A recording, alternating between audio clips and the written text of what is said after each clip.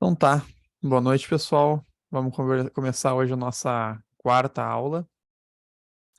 A gente hoje deveria completar a parte da física de Aristóteles, tá? Concluir essa parte, porque a gente está concluindo isso ali no livro, O Homem como Fazedor, certo? Deixa eu só ver se eu consigo me destacar aqui. Speaker. Acho que assim ele vai me gravar. Beleza. E é o seguinte, eu tenho a impressão de que eu não vou conseguir passar tudo que tem para passar em uma hora. Aí eu acho que eu vou fazer o seguinte, a gente vai ter aula aqui, tá? E depois eu vou gravar offline e vocês podem olhar o vídeo, assim, do que se faltar alguma coisa, tá? Cada um no seu tempo daí, se quiser olhar em 1.5, 2.0 ali, velocidade, pode fazer como quiser. Porque vai ficar muito corrido, tá? Em uma hora. E eu não quero passar muito tempo, né? O pessoal fica cansado, meio de semana, né? Mas então, eu queria perguntar assim, se alguém tem algum comentário para fazer, começar com isso hoje. Quanto a essa primeira parte, assim, vocês conseguiram pegar a ideia? Foi um. Esse livro, né, ele é introdutório a Aristóteles, é claro que ele não vai dar muita profundidade às coisas, porque não é o lugar ali, é um livro de 200 páginas. Para vocês terem ideia, essa parte que o livro está abordando, ali nesses capítulos que a gente leu, do capítulo, acho que do 3 ao 8, né? É o equivalente a todos esses livros aqui do Aristóteles, tá? É bastante coisa e falta uma coisa ou outra ainda. Aqui nem tem tudo, tá? Eita. E é, então, mas eu queria entender de vocês, o que que vocês pegaram assim? Deu para ter uma ideia assim? O que que vocês acharam dessa primeira parte do livro?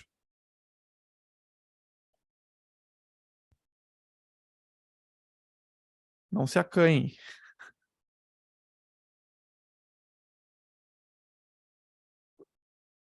Acharam difícil, acharam fácil, acharam médio? Eu gostei, cara, achei muito bacana. Alguns capítulos eu notei que o autor parece que ele viajava muito, assim, tipo assim, ficava meio prolixo, sabe? Mas sempre no final terminava bem. Sim, esse é um problema do Mortimer Adler, ele é mesmo um pouco prolixo, da escrita dele. Mas vocês podem ver que na escrita dele, às vezes, ele dá uma facilitada para nós, né? Porque ele escreve, não sei se vocês perceberam, ele escreve um tanto, assim, ó, algumas páginas, e no final ele resume o que ele acabou de escrever. Ele fica Aham, resumindo. Porque, inclusive, esse é o método do livro dele chamado Como Ler Livros, é o método de leitura dele. Então, ele aplica o método de leitura dele nos livros dele. Ele faz aquilo que a gente faz, certo? Toda semana a gente resume as partes, ele mesmo faz no livro, que torna a leitura um pouco mais fácil, certo? uhum, Ele ajuda o leitor, basicamente. Isso do aham. resumo Sim, foi muito importante. Muito. depois que eu percebi isso, eu parei de voltar. É, que Sim, pode bacana. voltar, porque passa a entender direito.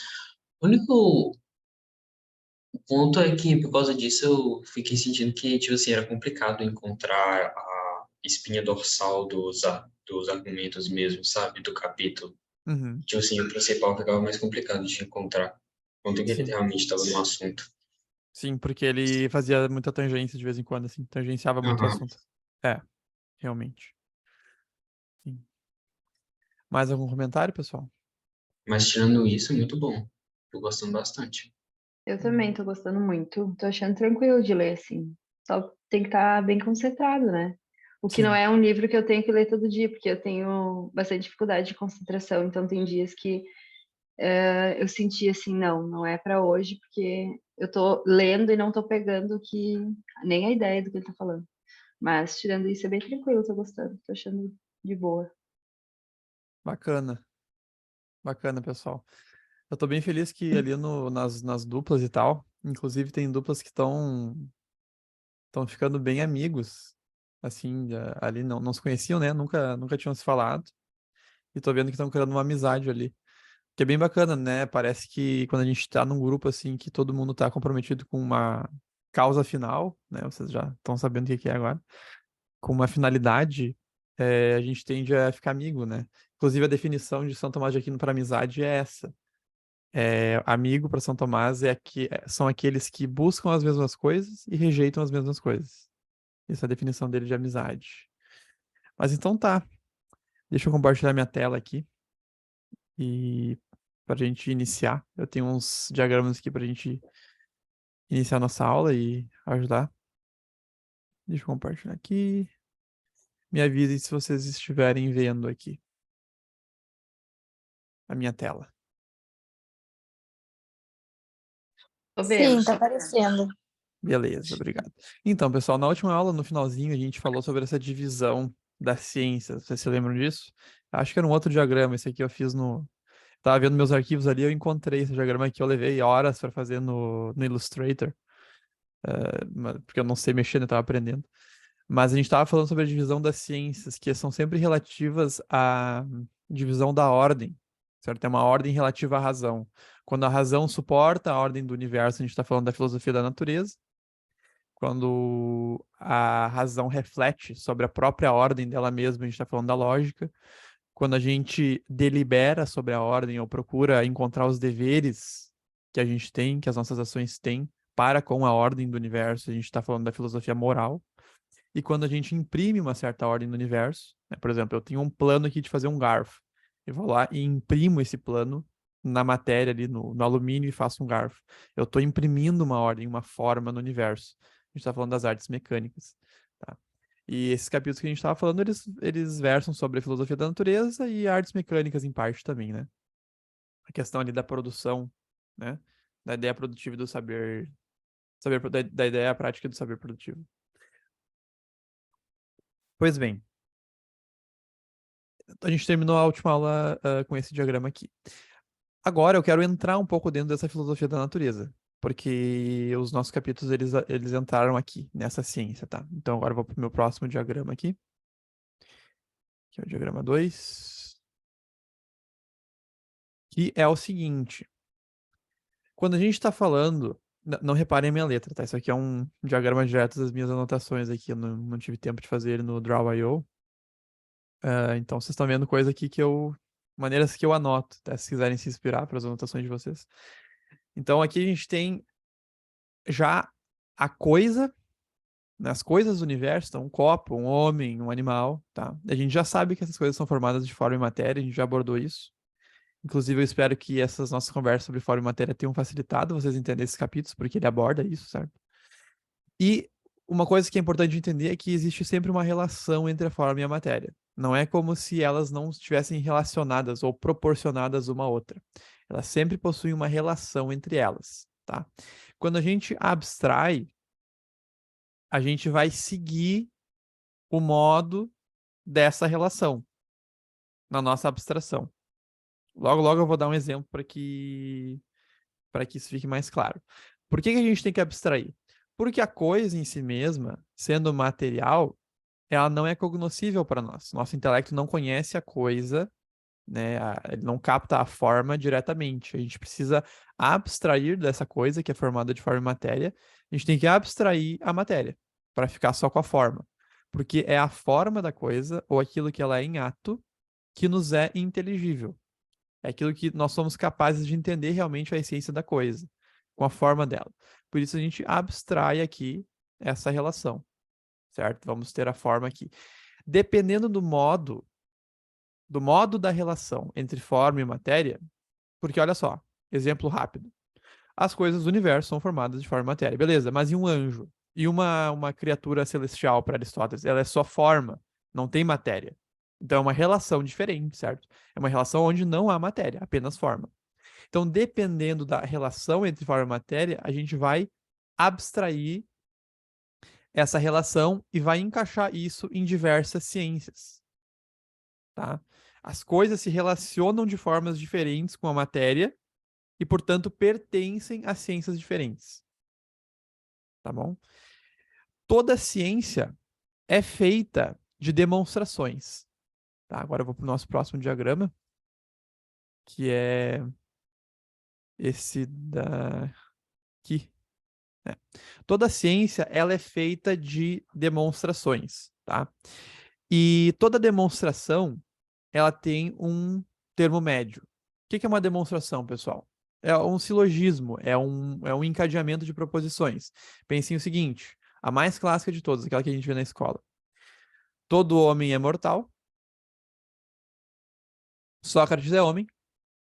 Logo, Sócrates é mortal. Todo mundo conhece esse raciocínio, né? Esse silogismo. Ele tem uma premissa maior, todo homem é mortal. Ele tem uma premissa menor, Sócrates é homem. E uma conclusão, Sócrates é mortal. Qual que é o termo médio desse raciocínio? O termo médio é aquele que aparece na premissa maior, aparece na premissa menor e não aparece na conclusão. Né? Porque ele é a cola, o vínculo entre a premissa maior e a premissa menor. Então, nesse caso, todo homem é mortal, Sócrates é homem aparece nos dois, ele é o termo médio.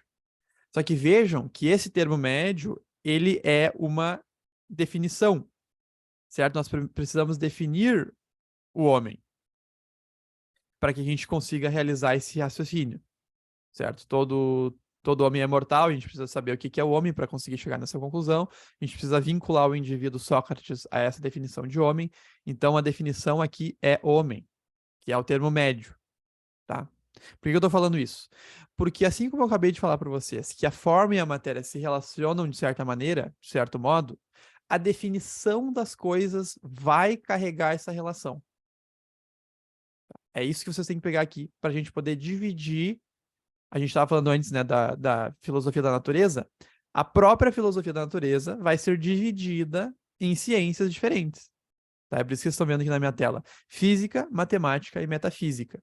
Tá? Porque dentro da filosofia da natureza, dentro da gente entender a ordem do mundo, dos objetos, das coisas, a gente vai ter uma divisão. Certo? Da onde surge essa divisão? Da relação entre a matéria e a forma de cada objeto. E em que sentido? No sentido da sua existência e numa demonstração, que é o que uma ciência é feita. O que é a ciência? A ciência é a gente entender certos princípios, desses princípios derivar conclusões. Depois a gente encadeia uma conclusão na outra. Né? Isso é ciência. É assim que a gente obtém conhecimento. De coisas que a gente já sabe, as premissas, a gente encontra coisas que a gente ainda não sabe, as conclusões. E vai encadeando uma na outra. Isso é ciência. Tá? Só que, como eu falei para vocês, na demonstração existe um termo médio, que é uma definição. No nosso caso, nosso exemplo era homem. Tá? A definição, ela carrega essa relação da coisa. Que relação? A relação da coisa entre forma e matéria. De que modo? Ó, prestem aqui atenção. Na física, os objetos, eles são materiais. Ou seja, eles têm uma existência na matéria. Certo? Eles são compostos de forma e matéria, os objetos. E a definição das coisas físicas precisa dessa matéria. A gente carrega a matéria na definição das coisas físicas. E quanto a esses objetos, que são definidos de maneira material e existem de maneira material, a gente está falando da ciência da física. Tá? Eles sendo materiais, os objetos tendo uma existência material, tudo que é material pode sofrer movimento, se move. Então a gente também pode dizer que a física é a ciência do móvel, certo? Do ser móvel, do ente móvel, do objeto móvel que se move. Porque ele é material, então ele tem potências, ele muda, ele se muda. Se a gente estiver falando de uma coisa cuja relação entre forma e matéria é a seguinte, ele existe na matéria, a gente abstrai ele da matéria. Por exemplo, um círculo. O círculo a gente abstrai ele de um objeto circular, certo? A gente abstrai ele da natureza das coisas que se assemelham com aquela forma. Então, um quadrado, a gente abstrai ele de uma coisa material que seja quadrada, né? Mas a definição das coisas matemáticas não carregam a matéria. Aqui a gente tem uma diferença grande. Logo eu vou dar um exemplo para vocês e vai ficar mais fácil de entender. Mas percebam que tanto a física quanto a matemática, ela depende de objetos que existam materialmente. Mas na física, a definição dos objetos também carrega essa matéria. Na matemática, não. Na matemática, as definições são simplesmente formais, não carregam a matéria. E nessa última aqui, metafísica? Na metafísica, o ser, ele não necessariamente é material, ele é imaterial. A sua existência. E, é claro, a sua definição vai seguir esse mesmo padrão, também não carregará a matéria, será imaterial. Então, nesse caso, a gente tem tanto existência quanto definição e materiais. Então, eu coloquei aqui 2 exemplos para auxiliar.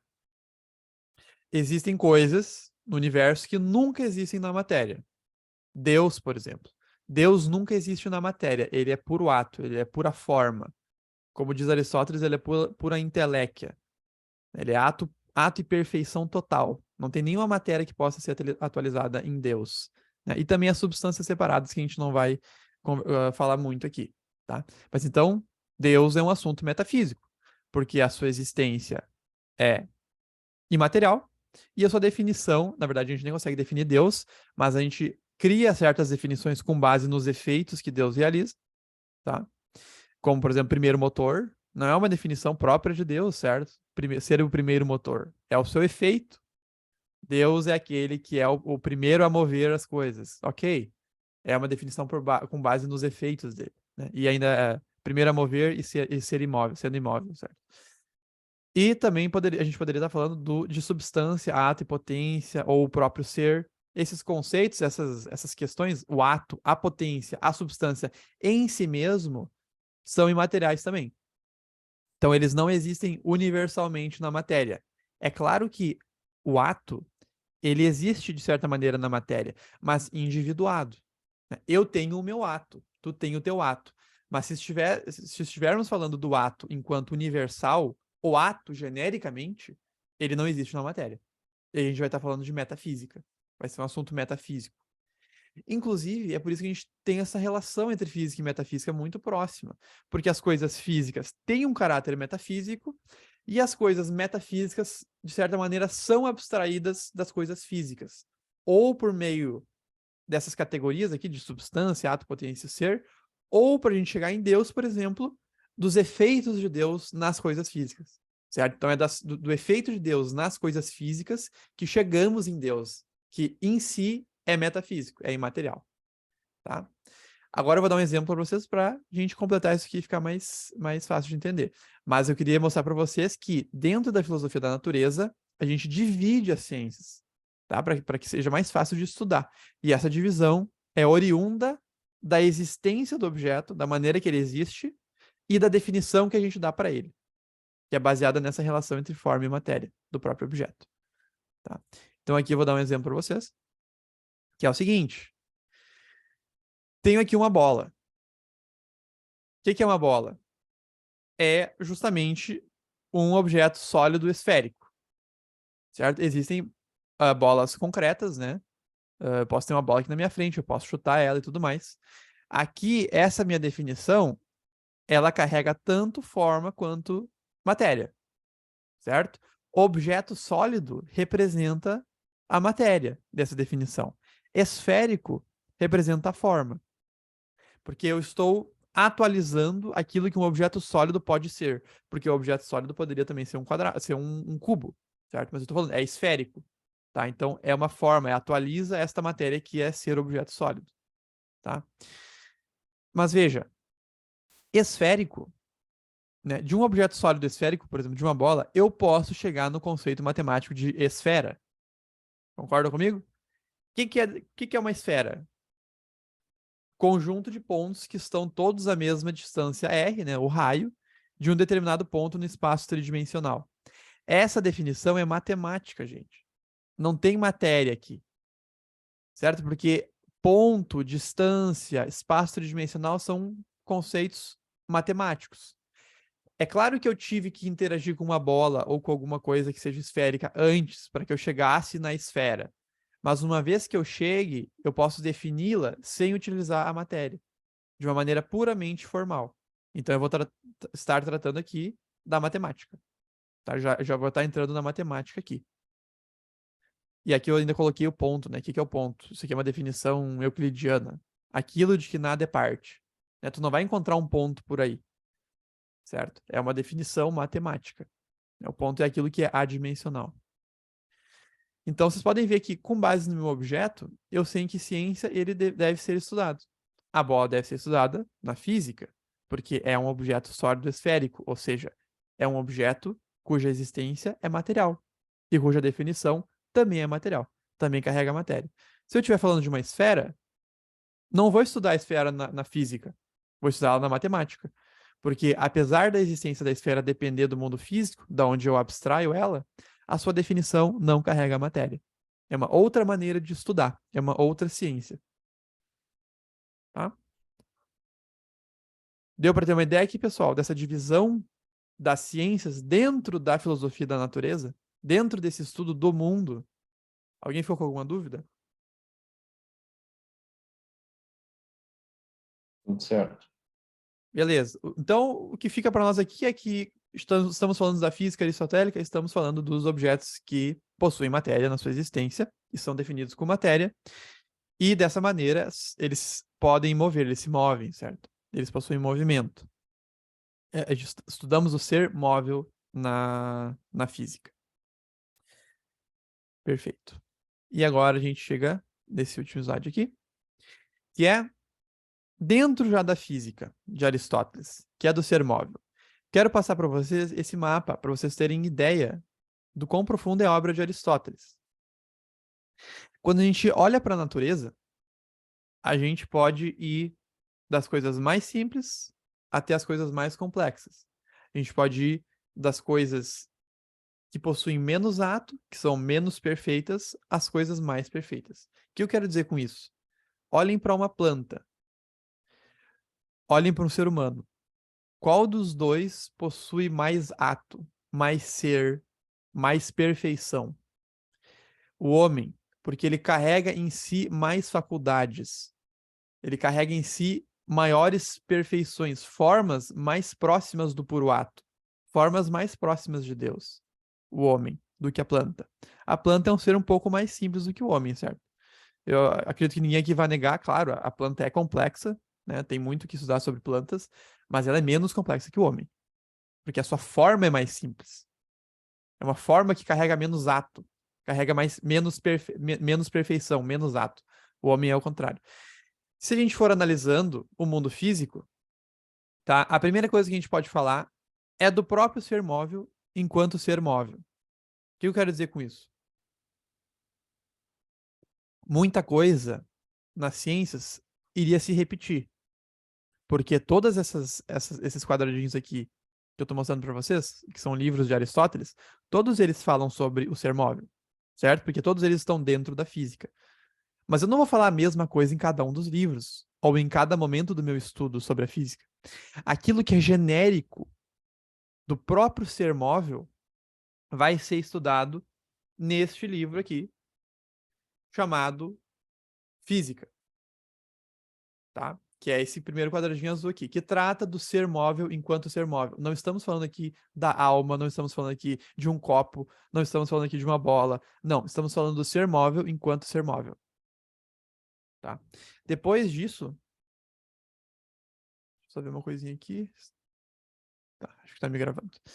Depois disso, a gente pode falar sobre os corpos celestes, tá? Porque em Aristóteles, pessoal, na verdade, as coisas materiais elas são compostas pelos 4 elementos, tá? Os 4 elementos aí comuns que todo mundo conhece, né? Fogo, ar, terra e água. Aristóteles acredita que esses 4 elementos sejam a base das coisas materiais mesmo. Mas ainda ele adiciona um quinto, que ele chama de éter. Daqui vem aquela palavra quintessência, né? A quintessência, tá? Porque Aristóteles vai dizer o seguinte: os corpos celestes, os planetas, porque eles sempre fazem a mesma coisa, todos os dias eles fazem o mesmo movimento, eles não mudam, eles são como que corpos eternos. E aí Aristóteles vai dar uma substância material diferente para eles, vai dizer que eles são feitos de éter, tá? Esses corpos celestes, né, os planetas, os movimentos, o céu e o movimento local, que é o primeiro tipo de movimento, como vocês viram no livro, é estudado no livro chamado Do Céu. Tu consegue aumentar um pouquinho essa imagem, Vini? Consigo. Ficou melhor? Valeu, ficou. Agora vamos dar um passo. No livro da Geração e da Corrupção, que é esse aqui, que é o próximo livro da Opa, desculpa. O primeiro foi o do céu, né? Esse aqui, acabamos de falar sobre ele. Corpos celestes, falamos sobre o movimento local e dos 5 elementos, né? Os 4 comuns mais o éter. Muito bem, aí damos mais um passo, que é o da geração e da corrupção, que é esse aqui. Aqui a gente vai falar daquele movimento que algumas pessoas ficaram com dúvidas, porque é o mais difícil de entender mesmo, porque ele não é bem um movimento, na verdade ele é uma mudança da geração e da corrupção, ou seja, do movimento substancial, certo? Da transição das formas das coisas. Por exemplo, quando um coelho morre, ele perde a sua forma substancial, ele deixa de ser coelho. Isso é tratado no da geração e da corrupção. O próximo livro, os próximos dois, na verdade, que eu não tenho aqui comigo, esse aqui tá custando 200 pila na Amazon, então eu não comprei ainda, estou dando uma segurada. É a meteorologia. A gente vai falar sobre os 4 elementos, né, o que eu acabei de citar, e as suas características específicas. Aqui entra o corpo simples que compõe o universo aqui da Terra, formado pelos 4 elementos. É o corpo simples. Falaremos sobre o corpo simples aqui neste livro de Aristóteles, formado pelos 4 elementos. Aqui já saí daquele éter lá, que é de que os corpos celestes são feitos, certo? Que estamos falando dos corpos do mundo físico mesmo, da Terra. Tá? Então, o corpo simples é estudado enquanto as suas características específicas. No livro chamado Minerais, Aristóteles estuda os corpos compostos agora, tá? Os minerais, que são combinações entre os elementos, certo? Muito bem. Podem ver que aqui eu estou evoluindo, né? Eu saí de corpo simples, cada um dos 4 elementos. Aqui já estou falando nos minerais dos corpos compostos, mas ainda não animados. Não possuem alma. Os minerais não possuem alma, certo? Não possuem princípio de vida. E agora eu vou dar mais um passo e vou ir para o livro chamado De Anima, que é esse aqui, que é o próximo livro na nossa sequência. Que aqui Aristóteles vai introduzir o princípio que diferencia um ser mineral, que é um corpo composto não animado, para um ser vivo, que é justamente a alma. Todos os seres vivos possuem alma, desde a planta até o animal, até o homem.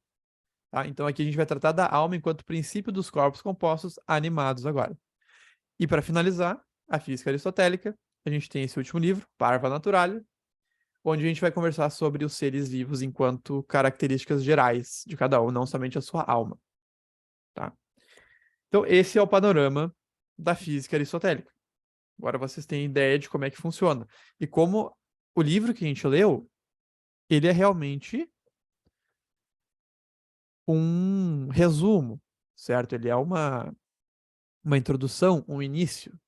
Ele aborda alguns assuntos mais complexos, as 4 causas, os 4 tipos de movimento, mas nos livros de Aristóteles, todos esses conceitos estão espalhados por todos esses livros aqui. Então, se uma pessoa quisesse realmente entender tudo da física de Aristóteles, teria que seguir essa sequência aqui, desses vários livros. Tá? Pode falar, Arthur. Seu chefe, o seguinte, só para mim saber se eu tô conseguindo acompanhar bem ou se eu cheguei a entender algum dos termos errados, o conceito do movimento seria o nome do processo da passagem da potência ao ato, da Isso, atualização? isso Isso que é o mesmo. movimento. Isso mesmo. A forma e a fórmula, ela é imutável, forma, ou ela pode ser mutável. A forma é imutável.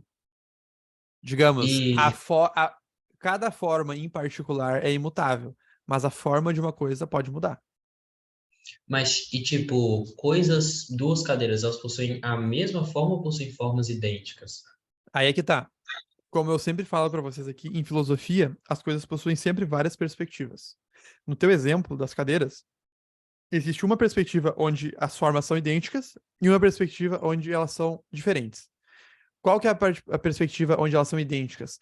Quando eu interajo com essas formas e abstraio a essência dela, a própria forma em si mesma, o que faz com que cada uma seja cadeira. Eu universalizo esse princípio dessa coisa. E aí essa forma, na minha mente, se transforma, depois, como a gente já falou, num conceito. Tá? Na minha mente, essa forma ela vai ser a mesma para as duas. Na coisa, são formas diferentes.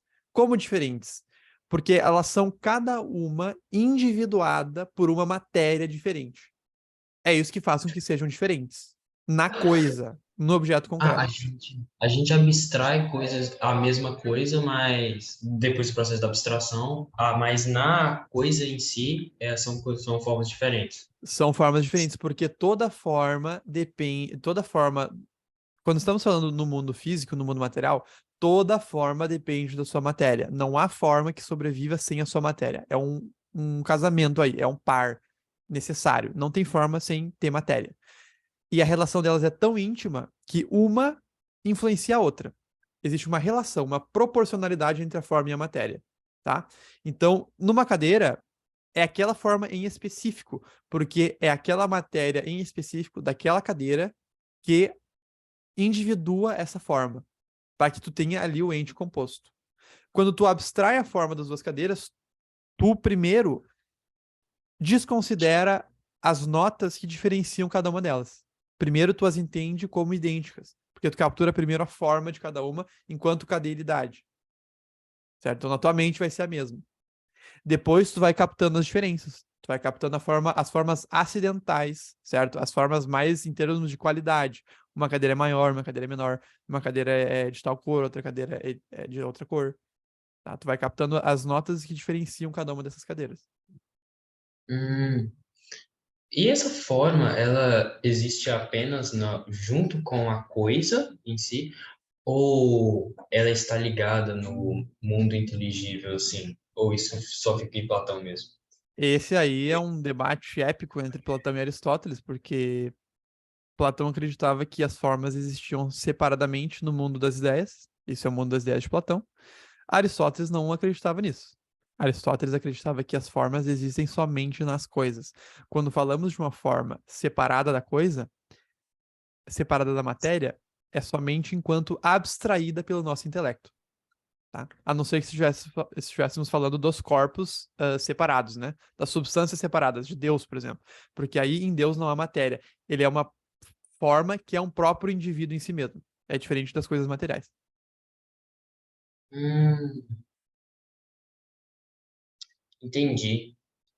Mas só mais uma, desculpa, mas e a substância? Eu acho que ainda não peguei completamente o que seria o conceito. Não é a mesma coisa que a essência. Ela é uma parte da essência? A gente vai tratar sobre a substância quando a gente vai falando de lógica e das 10 categorias, tá? Mais pro final do. Ah, não, a gente trata ainda. Entendi. Isso. Não Ok, tratamos ainda.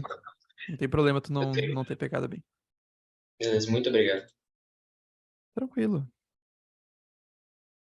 Mais alguma, pessoal? A minha pergunta não é tão boa quanto a do Arthur Vinícius, eu gostei da pergunta dele. Mas eu só queria saber, porque não ficou claro pra mim, por que algum desses quadradinhos... Pô, tinha a ver com a imagem. Por que algum Opa. desses quadradinhos estão rosas e outros... Qual que é a razão da separação entre as cores aí? Eu só mudei pra gente ter uma diferença entre o assunto, né? Porque aqui no roxo a gente tá falando sobre esses compostos, esses seres que são feitos de éter, essa quintessência que Aristóteles chama. Aqui estamos falando desses corpos relacionados aos 4 elementos, né? Sem envolver a animação, sem envolver a alma, sem envolver a vida. E aqui estamos falando dos seres vivos, né? Só isso, nada mais. Beleza, entendi. É para ser uma evolução aqui, né? Começamos aqui nas coisas mais simplesinhas, nos minerais, nos 4 elementos, nos minerais, nos corpos compostos, aí na planta, depois no animal, depois no ser humano. É bem ordenado, é bem bonitinho. Isso aqui, acho que eu só não prestei atenção quando você falou isso mesmo. Não, tranquilo. Mais alguma dúvida, pessoal? Então agora. Sheffield, com Oi. licença, uma coisa. Não ficou muito claro para mim, na parte anterior, quando você estava falando de matemática e metafísica. Uhum. Digamos, o delimitador para mim não ficou muito claro. Você conseguiria tentar, talvez, explicar de um jeito diferente? Entre matemática e metafísica, Isso. o, todos os seres matemáticos são inicialmente abstraídos das coisas materiais. Vamos pegar aqui, ó. número 1. Como é que surge o número 1? O número 1 surge da forma de unidade que as coisas possuem. Então, esse copo aqui, ele é uma unidade. É daqui que eu abstraio o número 1, realmente, tá? Claro, depois que a gente já abstraiu, a gente interage com esse número aritmeticamente, de diversas maneiras.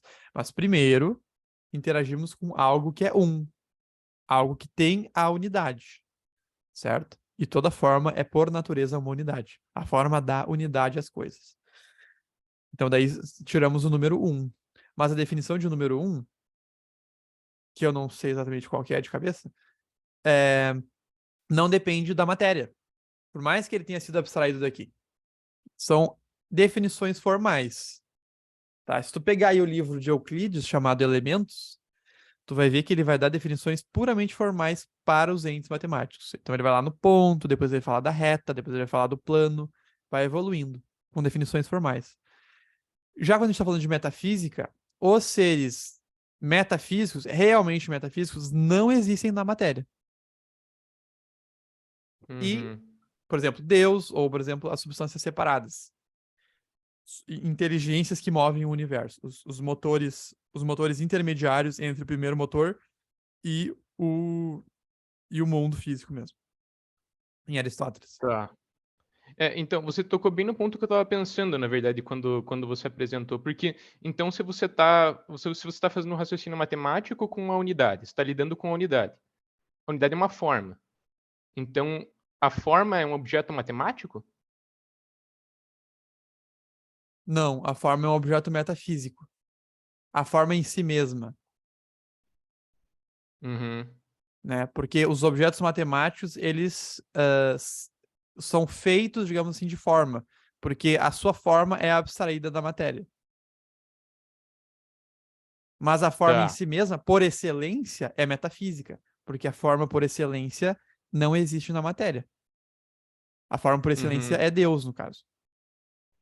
Tá. Mas veja, não é que as coisas sejam realmente separadas. O universo ele é um contínuo. Por mais que a gente divida, né? Porque o ser humano ele precisa dividir para entender as coisas. A gente divide, aqui é física, aqui é matemática, aqui é metafísica.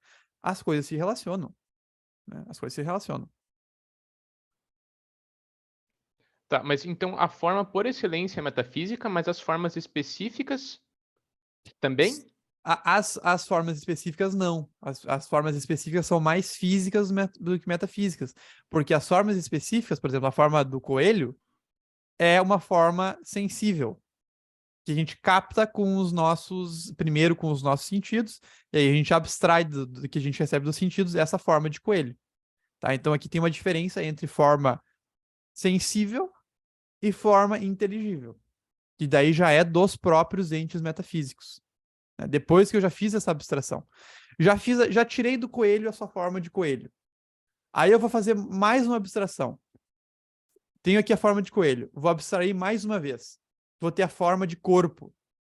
Opa, estou falando em termos metafísicos já. Não é mais uma forma sensível. Vou abstrair mais uma vez.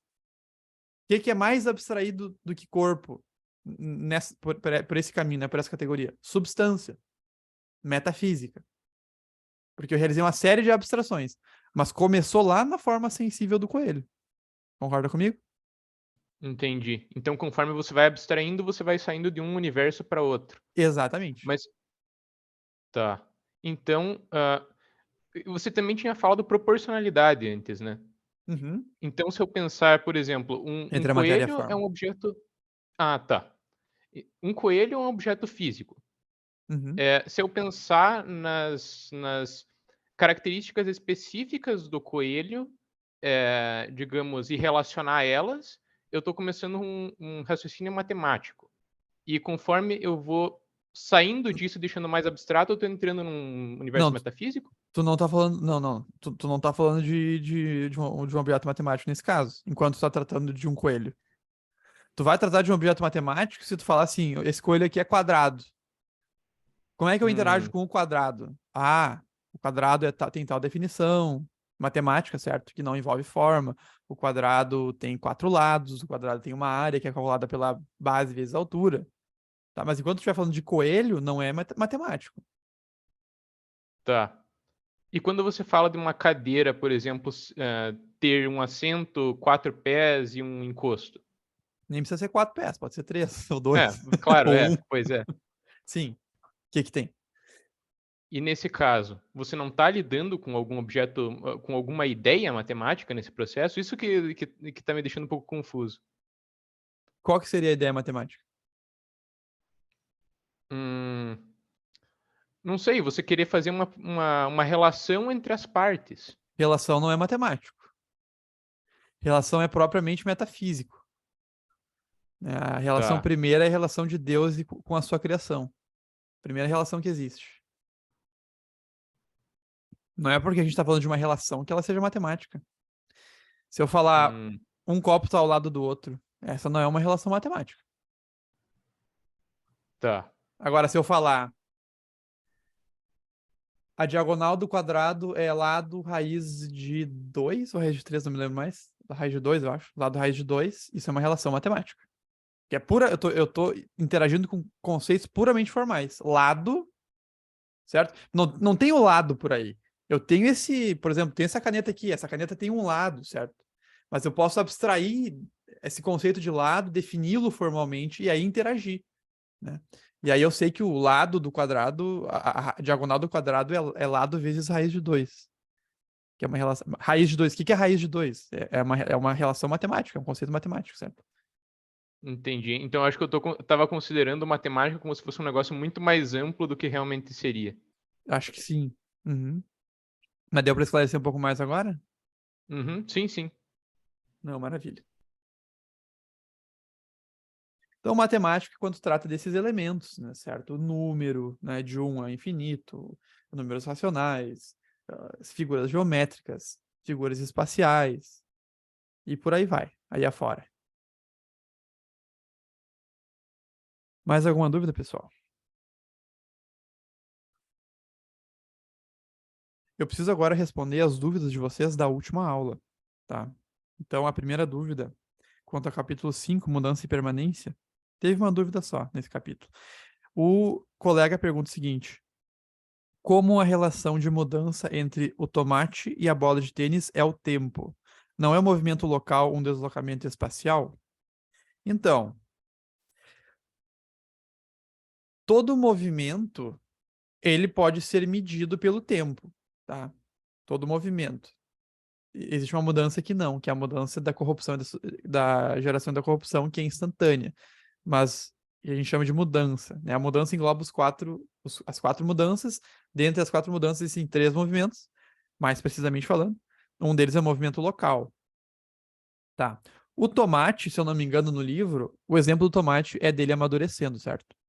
O tomate amadurecendo não é um movimento espacial. O tomate pode ficar no mesmo lugar que ele vai amadurecer, certo? Sem se deslocar espacialmente, sem ter um movimento local. Qual que é o movimento do tomate amadurecendo? É um movimento qualitativo, né? Antes não estava maduro, agora ele está maduro. Ele adquiriu a forma de estar maduro. Concorda comigo que ele não se moveu no espaço? É um movimento de qualidade, tá? Que pode ser medida pelo tempo. Porque entre ele não estar maduro e estar maduro, existe um antes e um depois. E isso é o tempo. O tempo é a medida do movimento segundo um antes e um depois. Essa é a definição aristotélica de tempo, para quem não sabia. Eu não tinha falado ainda. Próxima pergunta, acho que foi do Klaus. Como podemos ter certeza disso tratando de fenômenos naturais? Como podemos afirmar com certeza que a causa final da erosão das rochas, por exemplo, é a própria erosão? Ou que a causa formal do amadurecimento dos tomates também é a sua causa final? Depende do que tu quer dizer com certeza aqui. Tá? Depende do que tu quer dizer com certeza, porque cada ciência tem o seu nível de certeza, depende do objeto do estudo da ciência. No caso dos objetos sensíveis, essa certeza ela é uma certeza não apodítica, não é uma certeza axiomática, certo? Como eu dizer que 1 mais 1 é 2, não tem o mesmo nível de certeza, mas é uma certeza grande, porque muitas demonstrações suportam isso, certo? Aqui, todas as pessoas que interagiram com tomates sensíveis, com base nos seus estudos em tomates, foram entendendo que o tomate tende a amadurecer, certo? E aí é o momento onde ele tem maior perfeição. Tu tira, por exemplo, tu tira mais saúde dele nesse momento. Depois desse ápice, ele começa a decair, ele começa a apodrecer, tá? Isso são certezas sensíveis para nós, certezas científicas relativas à natureza mesmo, certo? Não são certezas apodíticas, mas são certezas muito fortes, né? Porque dificilmente tu vai encontrar alguém que negue isso. Eu entendi. Eu mais me referi que quando eu penso em causa final, finalidade, eu penso em intenção, né? Digamos assim, eu não consigo me colocar na posição de um objeto. Eu não consigo encaixar isso a um objeto inanimado, por exemplo. Como é que ele tem Ah, uma. entendi teu ponto. É ah, porque... Aham, é, entendi. É porque tu tem razão. Toda finalidade, ela depende de uma intenção, de um intelecto. Qual é o intelecto que deu a finalidade das coisas? Deus. Deus. Exatamente. Então, sem Deus aqui, esse argumento não se suporta. Sim. Tu precisa ter um intelecto. É, inclusive, por isso que as coisas possuem verdade nelas mesmas, né? Tu vai lá ver Aristóteles ou São Tomás de Aquino falando essa caneta que tem uma verdade dela. Como assim a coisa tem uma verdade nela mesma? Porque a verdade é a adequação entre o intelecto e a coisa. É uma adequação entre o que eu penso e o que a coisa é. Mas a gente esquece que essa coisa também tem uma adequação com o intelecto de Deus. E essa é a verdade da própria coisa. Hum, Porque sempre existe um intelecto maior, né, que é o realmente que criou essas coisas. Como a gente conversou na última aula, todas as coisas naturais, todas as coisas que possuem a sua forma substancial e sua matéria-prima foram criadas por Deus, certo? Mas aqui, Klaus, eu tô transcendendo Aristóteles, porque a justificativa dele não é essa. Ele não alcança essa justificativa, não é completa, porque ele vai pelo lado de que o universo é eterno. Aristóteles acreditava que o universo era eterno, é eterno, certo? Ele acreditava isso, não teve um início. E ele dá uma explicação mecanicista de que as coisas simplesmente possuem a finalidade que vem da forma, e era isso. hum, Ele não envolve Deus nisso, porque Deus para ele é somente o primeiro motor, o que movimenta as coisas, mas não o projetista ou o arquiteto do universo. Ele não é tão profundo nesse ponto. Platão é mais profundo que ele nesse ponto, porque Platão invoca o demiurgo. O que é o demiurgo de Platão?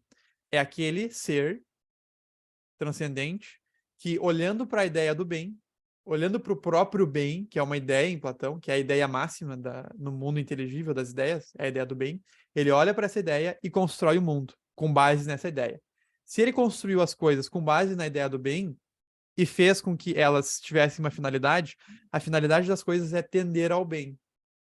Então agora tem uma explicação completa da finalidade própria das coisas. Tá? E aí a finalidade que o homem vai dar a essa coisa pode ser adequada ou não. Né? Pode se adequar à finalidade própria da coisa ou não. Mas isso já é Platão, não é Aristóteles. São Tomás de Aquino, obviamente, responde esse ponto. Beleza. Próxima pergunta. A causa formal seria a atualização de potências? A atualização de potências. O processo de atualização de potências em si é o movimento, é a mudança, tá? A causa formal é em uma mudança. No que essa coisa está se transformando? Se eu estou mudando, se eu estou dando movimento, dando ato a uma madeira que tem a potência de ser cadeira, este movimento, no que ele está transformando esta madeira? Ah, está transformando em uma cadeira. Isso é a causa formal. Tá? Então, o processo em si é um movimento no que tu está transformando essa coisa, ou a ideia que tu tem, que tu está imprimindo nesse material é a causa formal.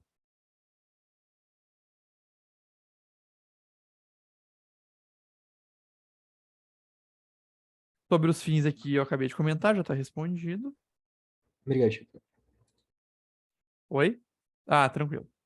Não, só agradeci. Última pergunta aqui importante. Qual é a relação entre causa formal e forma e causa material e matéria? São a mesma coisa? Alguém se arrisca a responder isso aqui?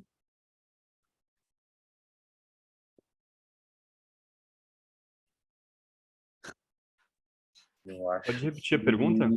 Causa formal e. Causa formal e forma e causa material e matéria são a mesma coisa? de certa Eu acho que forma, sim. derivam da A causa forma e da material. matéria e não são a mesma coisa, né? Tipo, tem a matéria e tem a causa material que deriva da matéria, porque depende da potência que a matéria tem nela, correto? Faz sentido isso? Faz sentido. Alguém mais arrisca?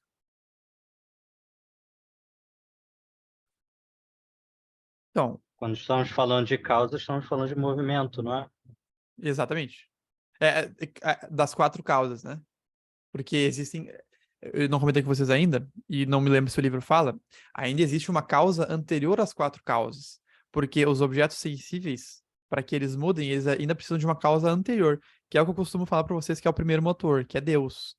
Deus é a causa primeira de todas as coisas, porque ele é o movente inicial, né? A partir dessa causa primeira, existem as coisas sensíveis que se movem, e aí aqui, nas coisas sensíveis, tem as 4 causas, tá? Mas sim, as 4 causas implicam o movimento, exatamente.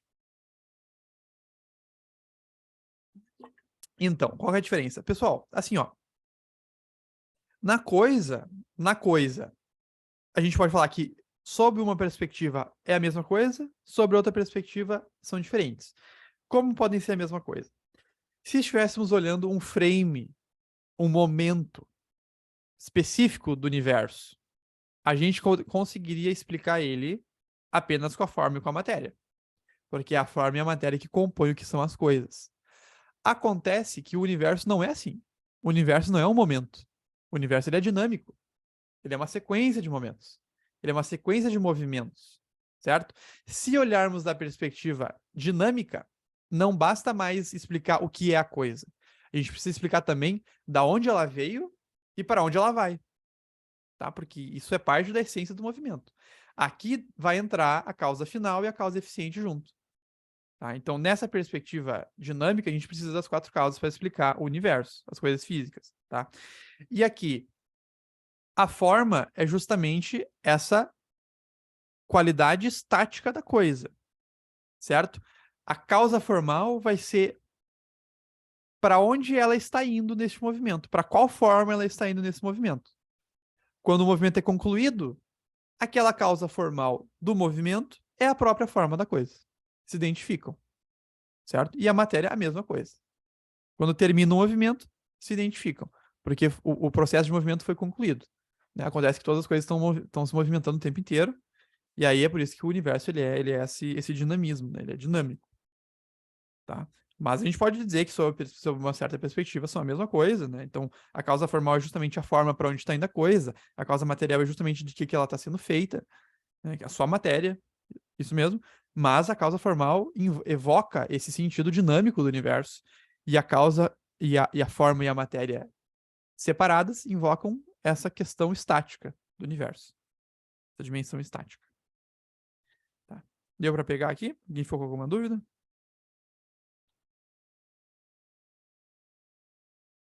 Então tá. No capítulo 7, tivemos poucas perguntas essa semana. Eu não sei se vocês entenderam todos os 2 capítulos ou se não entenderam nada. Não sei exatamente o que houve. Espero que tenham entendido tudo. Eu tenho uma pergunta que eu esqueci de botar lá, não. Tá, beleza.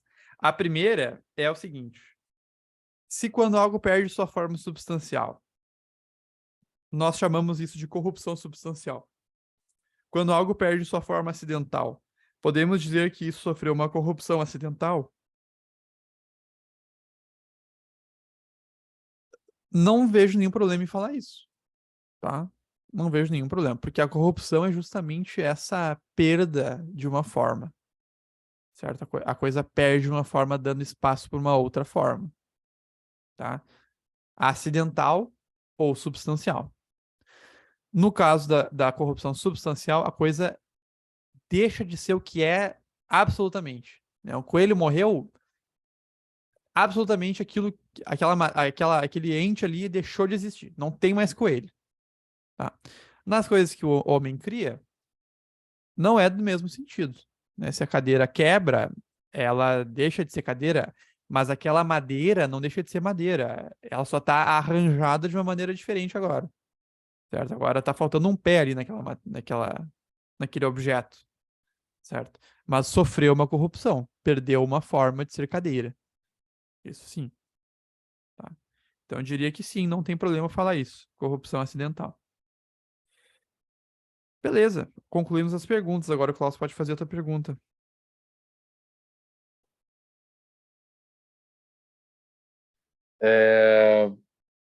Bem, eu vou puxar da cabeça. Eu não sei se é exatamente isso que eu pensei na hora, mas a pergunta é sobre a matéria informe. Uhum. Eu não entendi exatamente por que ela é uma necessidade para a geração para geração ou corrupção. Tá. Certo? Porque é o seguinte. Difícil explicar essa, mas é o seguinte, ó. Em toda mudança que existe, toda mudança, quando a gente diz, aquele corpo ali mudou, aquele ente mudou, aquele ser mudou, algo precisa subsistir. Porque a gente continua dizendo que aquilo mudou. Se nada subsistisse, Sim. não poderíamos dizer que aquilo mudou, seria outra coisa. Não haveria mudança. Não haveria mudança, porque, percebam, pessoal, para eu dizer que esse objeto aqui, branco, mudou de cor, agora ele é preto, imagine que ele seja preto, algo dele precisa permanecer. Porque senão eu acharia que é outro objeto. Concordam comigo? Eu diria que é Sim. outro. Tem que permanecer algo. No caso da corrupção substancial, existe. O que é a corrupção substancial? É quando o ente perde a sua forma mais profunda, mais própria. A forma substancial é aquela que faz com que ele seja simplesmente o que é. Em nenhuma característica. Não vai dizer que ele é bonito, não vai dizer que ele é alto, não vai dizer que ele é vermelho. Vai dizer apenas que ele é o que é. Por exemplo, vai dizer apenas que é um coelho. A forma substancial dá o simples ser da coisa. Ser coelho. Ser homem. Tá? Esse simples ser algo precisa de uma matéria proporcional a ele. Qual é o proporcional ao simples ser algo? O simples ser nada. Perceba que existe uma proporção entre a forma e a matéria, como eu já falei. Então, entre simplesmente ser coelho, existe o simplesmente não ser nada, que é a matéria prima. O que é a matéria-prima? A matéria informe. É aquela matéria que não possui nenhuma forma. A matéria informe é aquela que é capaz de receber qualquer forma, né? Não é nada, mas pode ser tudo. Tá? É uma simples potencialidade. E relacionada com essa simples potencialidade, com essa simples matéria, a gente tem o simples ser alguma coisa. Tá? Então elas se conectam. Juntei as duas. Agora eu tenho um ente. Por exemplo, um coelho. Mas o coelho é bonito. Então agora eu trato esse ente, coelho, como matéria, não mais matéria informe, mas uma matéria já informada, e aplico nele uma forma acidental de ser bonito. Não, essa forma, ser bonito, é uma forma específica. Então ela interage com essa matéria específica. A gente chama de matéria segunda. Né? Então perceba como a forma acidental interage com uma matéria segunda, e a forma substancial, que é mais profunda, interage com uma matéria primeira. Tá? E aí, se a gente estiver falando de uma corrupção substancial, o que permanece na mudança? Para a gente dizer que o coelho morreu. Se nada permanecesse, não poderíamos dizer que o coelho morreu. Né? A matéria informe, a matéria primeira. Porque ali, da forma, ela mudou completamente. Não pode ser a matéria segunda que permaneceu. Porque a matéria segunda depende da matéria primeira e da forma substancial. Mas a matéria substancial não está mais ali. A forma substancial, a alma do coelho não está mais ali. Deixou de estar ali. Então a única coisa que pode permanecer nesse caso é a matéria-prima. Forma substancial é a alma? É a alma. É a forma. Se lembra? A forma de todo ser vivo é a sua alma. A forma do coelho é a sua alma sensitiva, a forma da planta é a sua alma vegetativa, a forma do homem é a sua alma racional. Ou alma espiritual. Lembrava disso. Não tinha ligado esses pontos. Uhum. Eu entendi a matéria informe como se fosse os próprios átomos, diríamos, ou seja, a matéria bruta, né? Seria como se você desconectasse, né, da matéria qualquer identificação. Então, Isso. digamos assim, Isso mesmo. Só tem que dar um passo ainda mais anterior. Porque o átomo já é alguma coisa. O átomo já tem uma forma. Tá? Porque o átomo, se tu for olhar bem para ele, ele já é um certo arranjo. Ele tem partes ali. Então ele já é uma coisa. Ele já possui forma e matéria.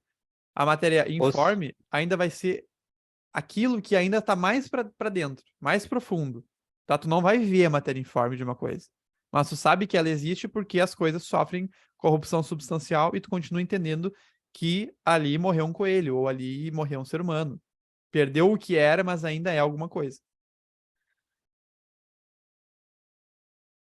Aqui é uma parte mais filosófica mesmo. É difícil de explicar assim, tem que refletir um pouco, né? Meditar um pouco para pegar.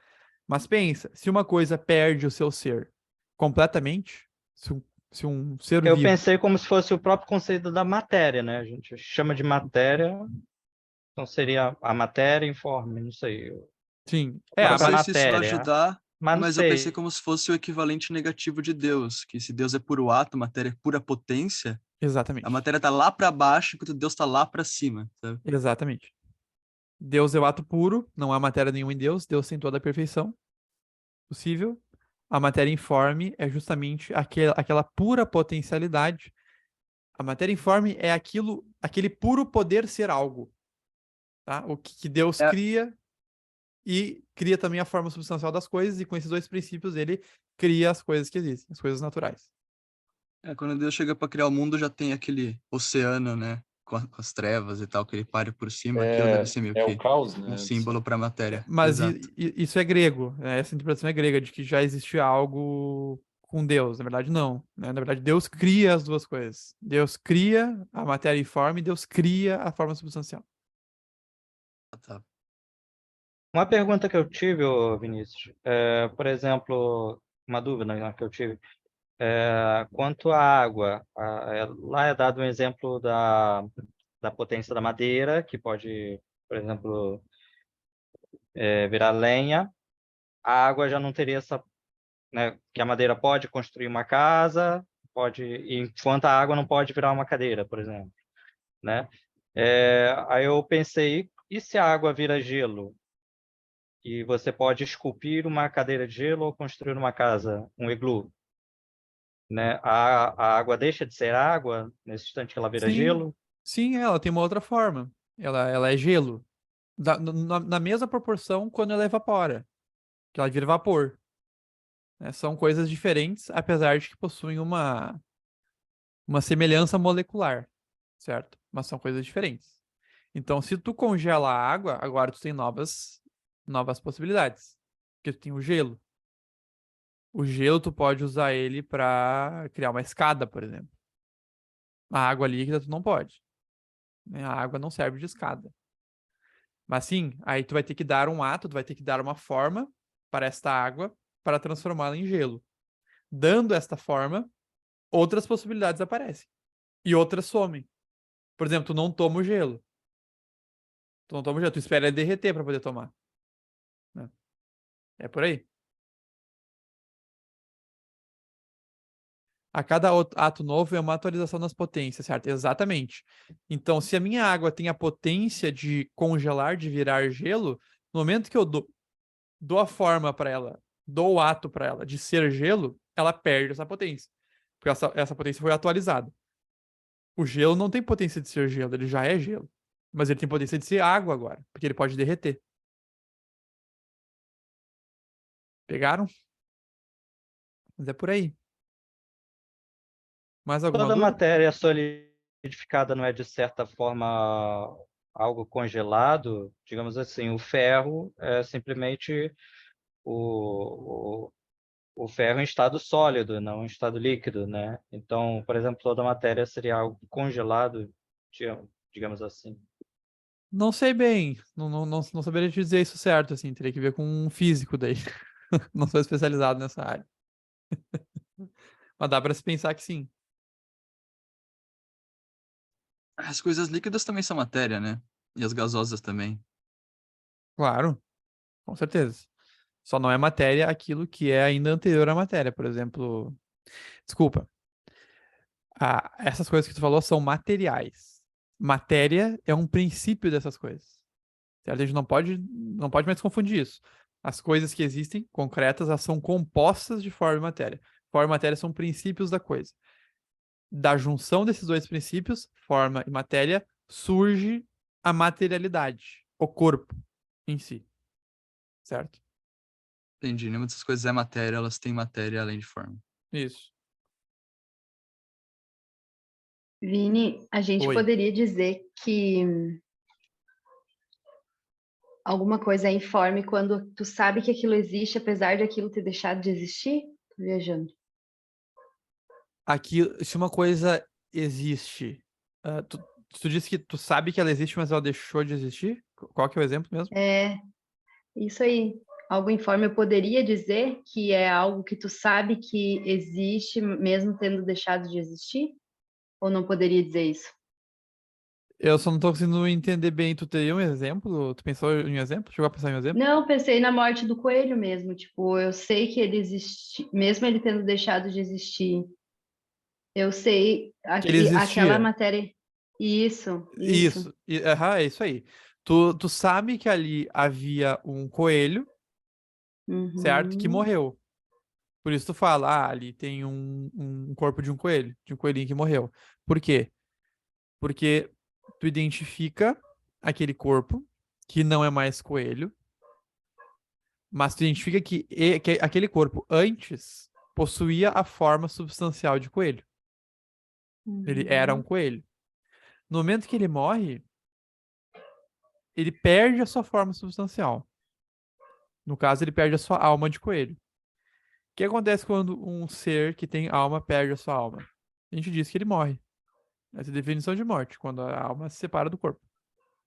A alma do homem ainda sobrevive depois da morte, né? A alma do homem é imortal, né? Ela vai ali pro céu, pro inferno, tudo mais, né? Para quem é religioso. Mas a alma do homem sendo imortal, ela se separa do corpo e ainda permanece. Todos os outros seres, não possuindo uma alma imortal, quando a alma se separa do corpo, ela vai a nada, ela deixa de existir, né? O que sobra ali é um corpo sem alma, certo? Então, aquele coelho sofreu uma corrupção substancial porque perdeu a sua forma mais própria, perdeu a sua alma. E o homem é capaz de identificar isso porque ele percebe essa relação. Ele percebe que aquele corpo ali, ele era aquela matéria ali que sobrou, ela era proporcionada a uma forma de ser coelho, né? Ela era identificada com essa forma. Eu sei que ali havia um coelho e agora não há mais, porque aquele corpo me faz perceber isso, me traz essa intuição. Uhum. Uhum. Obrigada. É por aí? Não, de nada. Mais alguma pergunta, pessoal? Chifio, Oi. é, Várias perguntas você hoje. explicou que você disse que a matéria informe, ela é aquela matéria que ela não possui forma, né? Então ela pode ser tudo, todas as potências e não é nada. Ok. E aí você deu o exemplo de Deus, estaria no outro lado oposto, que ele é ato puro, ele não tem nenhuma potência. Mas isso significa que, como ele não é que ele não pode ser nada porque ele é todos os atos, ele é tudo? Tipo, Deus é tudo? Isso leva a um panteísmo, coisa do tipo? Não, não. Não, não. Deus não é tudo. Deus é Deus. Deus não é a sua criação. Não é que uma coisa não tem mais ato quando ela é mais coisas. Ela é mais ato quando o seu próprio ser é mais perfeito. Tá? Então, vamos lá. O animal, o cachorro, ele é menos perfeito que o homem. Por quê? Porque ele falta a racionalidade. O homem é menos perfeito que Deus. Por quê? Porque ele falta uma série de coisas. Todos os nossos movimentos indicam que nos faltam coisas. Para Deus não falta nada. Certo? Ele é todas as atualizações da sua própria essência. A sua existência e a sua essência se identificam. Né? O homem não. A gente está sempre... A nossa existência e a nossa essência não se identificam. A gente está existindo em busca da perfeição da nossa essência. Assim como todas as coisas. Né? Só que o homem, como ele pode deliberar, ele pode errar. Ele pode se desviar do caminho. Eu posso seguir um caminho que, em vez de buscar a perfeição da minha essência, eu me engano. Eu acabo buscando algo que me destrói, que vai contra a minha essência. Tá? Mas, então, todas as coisas que existem, a sua essência e a sua existência não se identificam. Em Deus, a essência e a existência se identificam. Porque ele já é toda a perfeição de si mesmo. Não que ele seja tudo. Porque se ele fosse tudo, lhe faltariam coisas. Porque para a pedra, lhe falta a sua finalidade, lhe faltam coisas. Né? Ela pode se movimentar. Deus não. Ah, eu acho. Acho que eu entendi, sim. E uma outra coisa é a alma, a forma do animal estaria ligada à sua capacidade sensitiva, certo? Certo? Que é Ah, ligada ao seu corpo. Então, a forma do animal é indissociável do seu corpo. Tipo, sem seu corpo morre, a forma também é destruída. No caso do homem, como a forma dele é a racionalidade, ela não estaria ligada ao corpo, ela estaria ligada puramente à sua alma, certo? não, não. Assim, ó. A O racionalidade. inteligir do ser humano, o inteligir do ser humano é ligado ao corpo também? Não, assim, ó. Como é que funciona essa questão aí? Tá? A alma não, não é que a alma do homem é a sua racionalidade. A racionalidade é uma característica da alma. A alma Isso, do isso. homem é racional. Tá? A primeira coisa. A segunda coisa é a seguinte: toda alma é própria a um corpo. Toda alma precisa do seu corpo. Almeja o seu corpo. Mesmo no caso do homem, aqui eu já vou estar entrando em São Tomás de Aquino, tá? Para fazer essa resposta aqui, para que ela seja boa o suficiente. Mas não tem problema. São Tomás de Aquino era aristotélico. A alma do homem, no sentido cristão, de que é imortal, de que sobrevive, é no sentido de que existe uma operação da alma do homem, que é a intelecção, que não depende de nenhum órgão do corpo. Certo? A nossa intelecção não depende de nenhum órgão do corpo, porque primeiro a gente tem o percepto, depois a gente tem o fantasma, e a partir do fantasma não dependemos mais do corpo. É um movimento intelectual para capturar a essência das coisas. Se a gente tem uma operação que não depende do corpo, a nossa alma, essa parte mais nobre da nossa alma, que é que é a razão, que é o intelecto em si mesmo, essa parte que ilumina toda a alma, não que a alma tenha partes, mas né, esse princípio que ilumina toda a alma, que é a finalidade própria da alma do homem, que é o inteligir, ela subsiste sem o corpo. Por isso a alma do homem é imortal. Mas, mesmo subsistindo, mesmo estando no céu agora, para quem é cristão, né? As pessoas que estão no céu nesse momento, que estão no céu em alma, esperam pelo seu corpo, que vai ser um corpo glorificado. Já é bem religioso aqui, pessoal, bem cristianismo, mas é a resposta correta. A alma, ela é tão intimamente ligada ao corpo que ela continua esperando pelo seu corpo.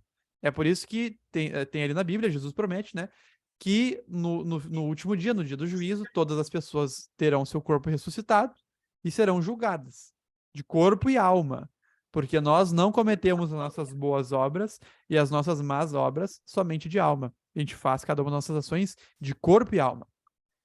porque é uma relação íntima entre as duas. Então, o homem só vai atingir a sua perfeição no dia que o seu corpo for ressuscitado em glória por Cristo e se juntar com a sua alma que estava esperando por esse corpo. Aí sim pode haver uma perfeição. Enquanto isso, a alma ainda espera o seu corpo.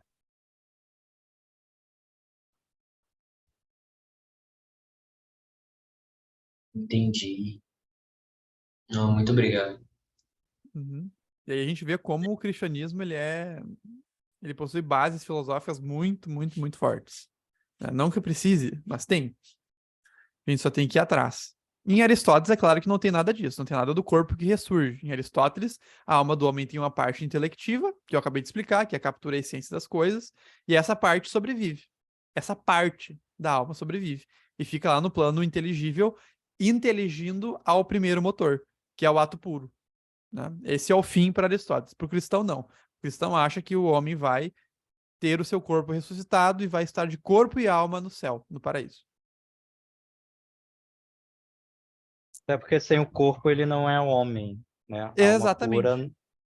Exatamente. Lhe falta. O homem, ele é corpo e alma. Desde o início ele foi feito do barro, né? Ele nunca foi só sopro. Isso. Aí difere de Platão, por exemplo. Platão achava que a gente era alma por um período e a gente caiu na Terra, num corpo, e depois a gente vai voltar para o plano inteligível só em alma. Não. Platão errou. Deus cria a alma do homem e infunde no corpo no momento da concepção. A alma não esteve em nenhum outro lugar antes disso. Em Aristóteles também, porque a alma é forma do corpo. Então, essa alma só surge no momento que surge também o corpo. Na eternidade, no céu, a gente estaria lá em corpo e alma, não só em alma? Não, só em alma. Isso mesmo. É isso que o cristão acredita.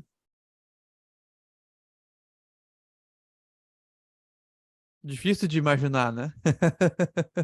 É bem interessante. É, Muito interessante. é um mistério da fé cristã, né? Mas é bem interessante, sim. É por Interessante isso também como mesmo que eu encaixa com tudo que a gente tá falando, né? É. Desculpa interromper. Nossa, Não, pode nada, falar. só ia falar que por isso que o cristianismo busca preservar o corpo, né? Por isso existe o cemitério, o Isso, corpo não é algo descartável. É isso. como se fosse um dormitório. O corpo vai lá dormir para que depois ele volte a ter sua utilidade, né? Deus repõe a carne. Exatamente. Exata, perfeita colocação.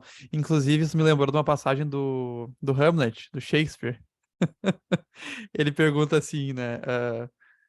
Tem lá os carinhas do cemitério, um pergunta pro outro, qual que é a casa que dura mais tempo? Né? Aí o cara fala, sei lá, um castelo. Não, não é um castelo, né? Vai nas tentativas. Até que ele desiste, né? E o cara diz, não, a casa que dura mais tempo é ali o túmulo, né? Porque ele vai durar até o dia do juízo final. E é exatamente isso.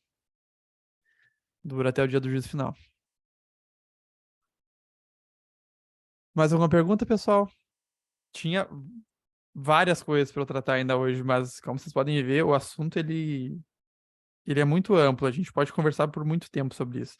Eu vou ter que gravar o vídeo extra, porque eu precisava tratar ainda dos 4 tipos de movimento, falar um pouquinho sobre cada um, e sobre as 4 causas, falar um pouquinho sobre cada uma.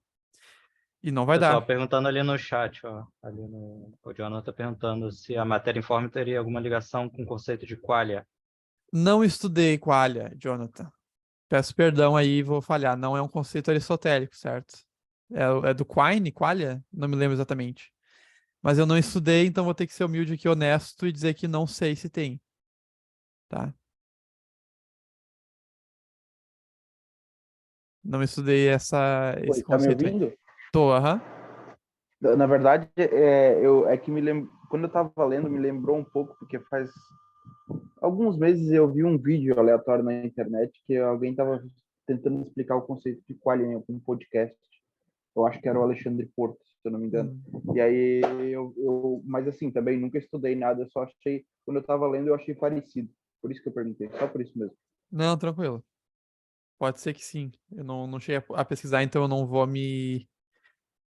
Eu não vou garantir nada aqui para não me cobrarem depois. Que seja ou não. Então, pessoal, como eu falei, eu vou ter que terminar a aula aqui e eu vou ter que fazer essa aula extra aí sobre esses dois tópicos para a gente finalizar a parte da física de Aristóteles. E aí eu peço que vocês assistam essa aula offline ali. Pode olhar mais rápido se precisar, tá? Mas eu agradeço a todos as várias perguntas que fizeram, a interação que está maravilhosa. E agora a gente vai iniciar a parte da ética, que é muito legal. Então vai mudar completamente. Agora a gente vai falar do homem agindo, né? O que que é bom para o homem, o que que é uma boa vida, o que que é felicidade. E é um tema que eu gosto bastante, tá?